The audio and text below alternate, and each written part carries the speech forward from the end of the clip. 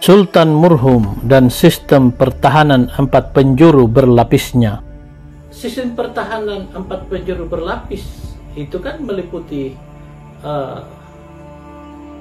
lapisan pertama sistem pertahanan lapisan inti, yaitu pertahanan Patalimbona.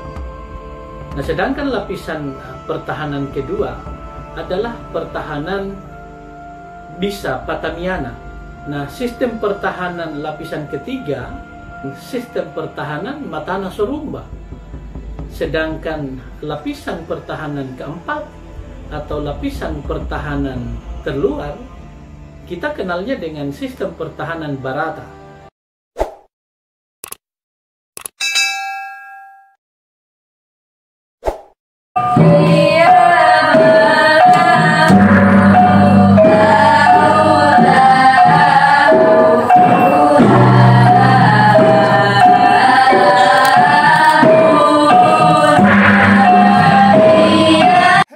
Sultan Murhum atau Laki Laponto pernah memimpin 2 kerajaan, yakni Kerajaan Muna dan Kerajaan Buton.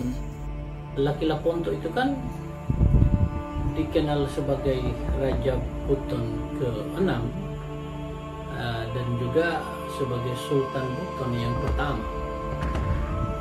Nah, dari secara genealogi memang Laki Laponto ini merupakan tokoh yang menautkan 3 kerajaan besar, yaitu Kerajaan Buton, Kerajaan Tiworo, dan Kerajaan Muna. Nah, karena memang dari jalur bapaknya Raja Muna ke-6, yaitu Sugi Manuru bin Sugi Laende bin Sugi Patani bin Sugi Ambona bin Sugi Patola bin Laeli, itu adalah pangkal terah dari Kerajaan Muna. Nah, sedangkan dari jalur ibunya Watu Bapala itu kan merupakan pertautan antara Kerajaan Buton dan Kerajaan Tiworo, yang mana Ki Jula bin Bataraguru binti Bulawambona binti Wakaka itu kan kemudian menikahi Warandea, anak Raja Tiworo yang pertama atau Raja Tiworo Mancuana. Sehingga memang secara garis keturunan memang Laki Laponto itu adalah sosok yang menautkan beberapa kerajaan. Nah, di samping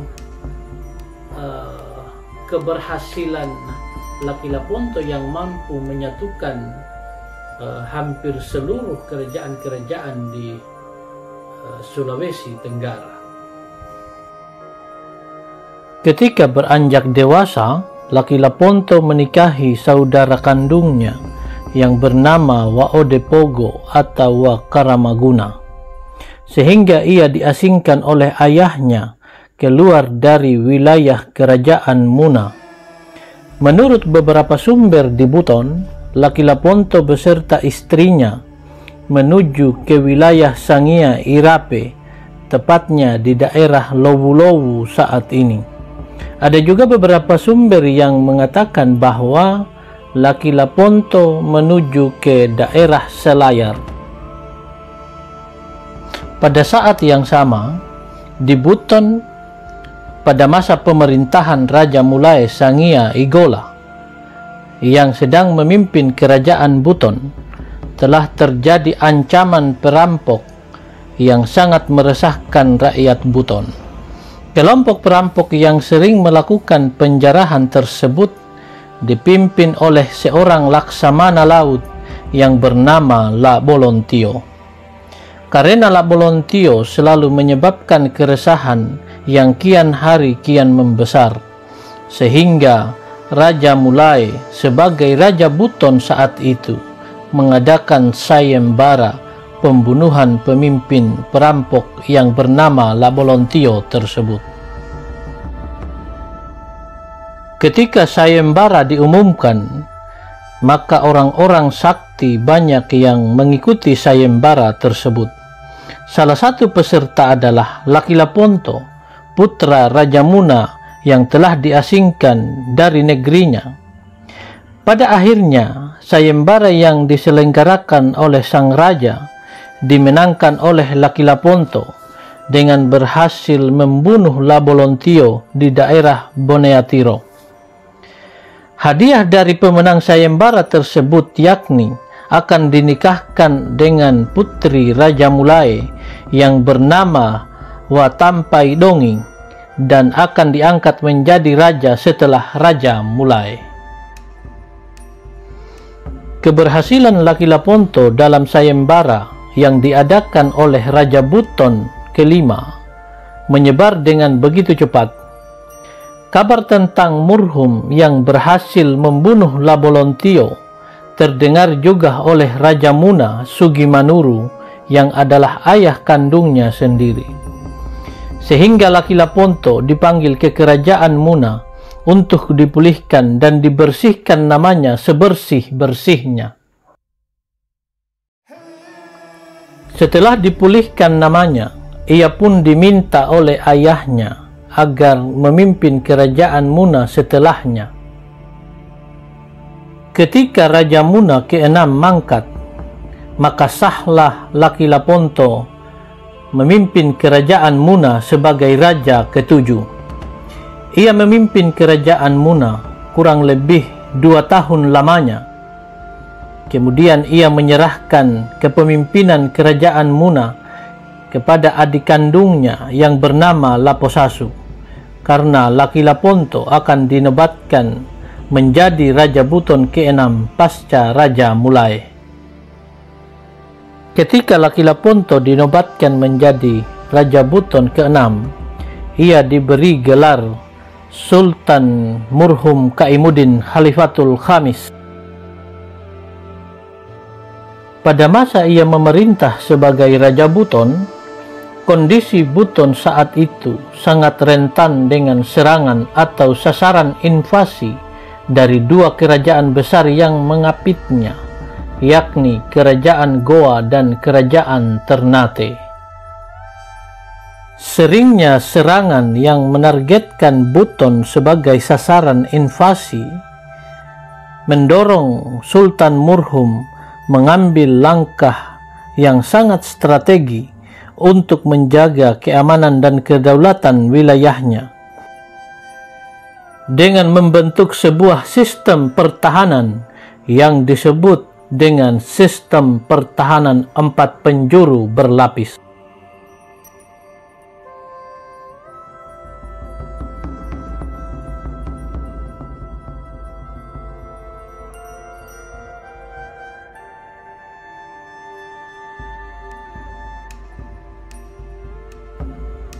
Sistem pertahanan yang digagas oleh Sultan Murhum ini tidak bisa dijalankan oleh kerajaan Buton secara sendiri. Maka Sultan Murhum harus menjalin kerjasama pertahanan dan keamanan dengan kerajaan-kerajaan yang ada di sekitar kerajaan Buton. Kerajaan-kerajaan kerjasama di bidang pertahanan dan keamanan itu adalah Kerajaan Kaledupa, Kerajaan Muna, Kerajaan Tiworo, dan Kerajaan Kolensusu. Dalam perjanjian KPOPO, kerjasama pertahanan dan keamanan Buton dan kerajaan-kerajaan di sekitar disebut kerjasama Barata, yang sentralnya berada di Kerajaan Buton. Di awal-awal Lakilaponto memimpin kerajaan Buton, kan sistem pertahanan kerajaan Buton itu sepenuhnya adalah tanggung jawab Bobato Sialipuna. Nah, namun seiring perjalanannya, sistem pertahanan ini sudah tidak terlalu kuat lagi, sudah tidak terlalu efektif untuk menghalau, untuk mempertahankan Buton dari serangan-serangan khususnya dua kerajaan besar yang mengapitnya, yaitu kerajaan Goa dan kerajaan Ternate. Sehingga di dalam masyarakat Buton sering muncul istilah bahwa Akowi Bara ajaga Agoa, Akowi Timu ajaga Ternate. Nah, kalau di musim barat kita menjaga Goa, sedangkan kalau musim timur kita menjaga serangan dari Ternate. Nah, namun selain menggunakan sistem pertahanan dari Bobato Siolipuna, Murhum juga atau Laki Lapunto juga kan menggunakan kekuatan rakyat untuk menghalau musuh itu. Walaupun senjata yang digunakan adalah senjata tradisional dan beberapa senjata semi modern.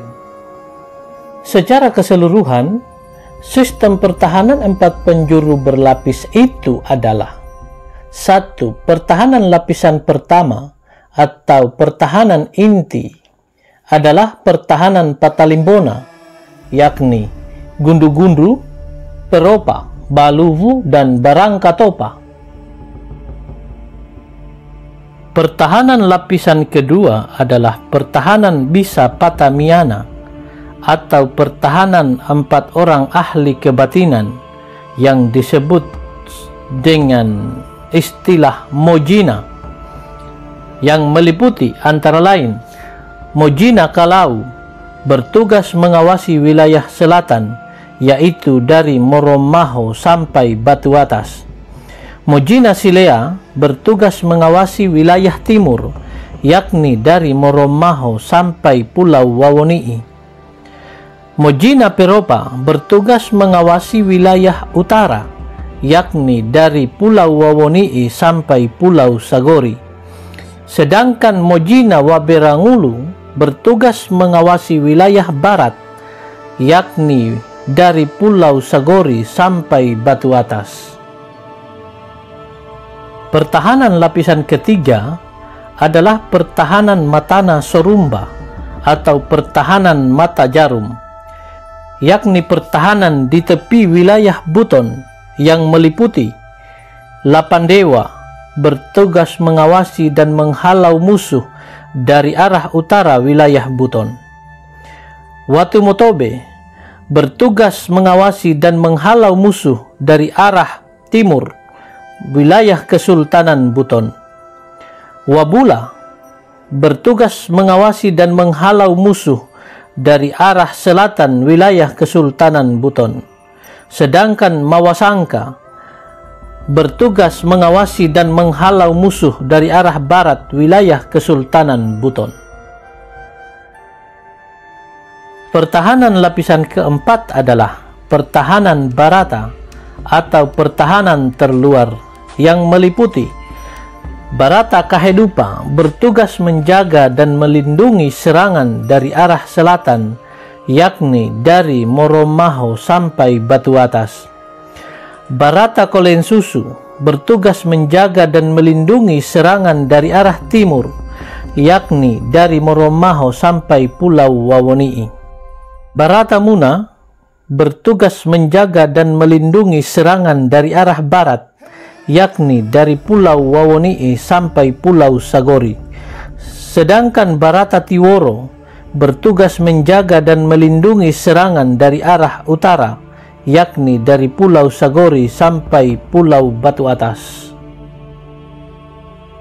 Sejak terbentuk sistem pertahanan yang digagas oleh Murhum, yang disebut dengan sistem pertahanan 4 penjuru berlapis, kan fungsi penuh dari Bobato Siolipuna sebagai penanggung jawab sistem pertahanan Kesultanan Buton kan itu mulai dihilangkan oleh Murhum.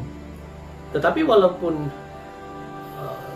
fungsi Bobato Siolipuna itu tidak lagi sepenuhnya sebagai sistem pertahanan dalam Kesultanan Buton, namun 9 Bobato Siolipuna juga tetap memiliki hak-hak dalam tatanan pemerintahan Kesultanan. Sistem pertahanan yang digagas oleh Sultan Murhum ini berhasil menyelamatkan wilayah kedaulatan Kerajaan Buton dari serangan maupun invasi kerajaan-kerajaan dari luar, sampai berakhir masa pemerintahan Sultan Murhum dan sultan-sultan setelahnya. Sampai jumpa pada segmen selanjutnya. Saya Ahmad Daulani. Assalamualaikum warahmatullahi wabarakatuh.